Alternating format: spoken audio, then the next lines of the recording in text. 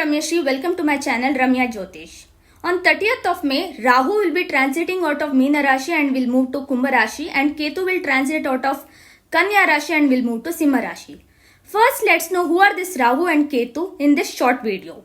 And I'll be making a detailed video in my YouTube channel on the predictions for all the 12 Rashis and also on the whole world as well, because this is one of the important transit, because Rahu considers Kumbha Rashi has its own Rashi. So Rahu co-rules Kumbha Rashi.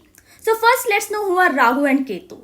As per our Puranic scriptures, when Indra, the lord of the Devtas, the king of the Devtas, behaved arrogantly, because of his behavior, Rishi Durvasa cursed him, and because of which the whole world was bereft of wealth.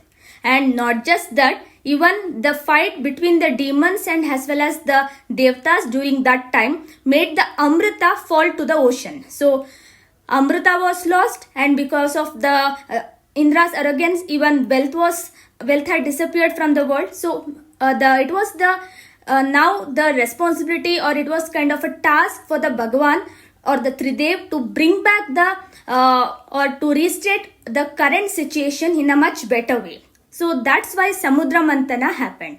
So Samudra Mantana is that one event which actually brought the emergence of Rahu Ketu. So when the Samudra Mantana happened, Mandara Parvata came as the mountain, and Vasuki Naga became the churning rope, and Mahavishnu took the Kurma Avatara to support it, and all these events happened. At the end, the Devta Dhanvantari came in and presented the Amrita. So demons snatched it and took it away so that they could have.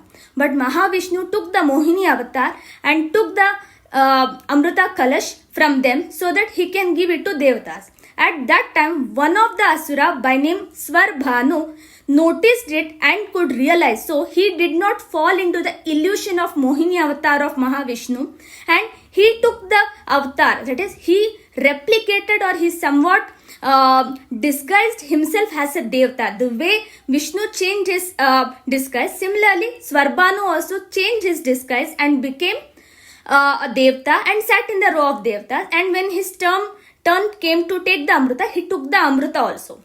And by the time it went down, so just he consumed the Amrita, and the drop of Amrita went below his throat. And at that time, Surya and Chandra noticed that he is not a Devata and he is just the Rakshasa demon Svarbhanu who has disguised himself as a Devata.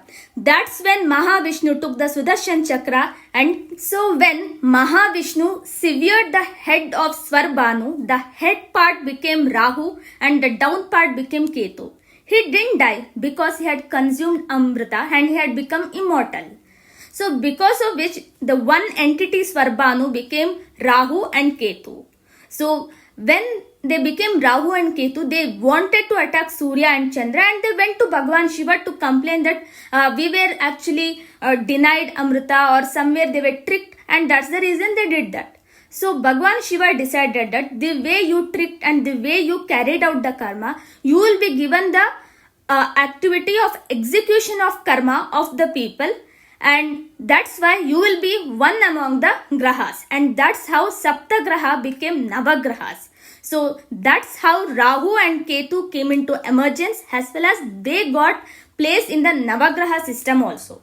But because Rahu Ketu are not incomplete, they are like Chaya Grahas. So, and because they did, or they replicated same thing which Mahavishnu did, the way Mahavishnu disguised himself, similarly Svarbhanu also did. So that's why Rahu Ketu are Chaya Grahas or shadow planets, and they don't have any kind of position or body or any kind of rulership among the zodiac. So they consider one Rashi of Mangal and one Rashi of Shani as their own.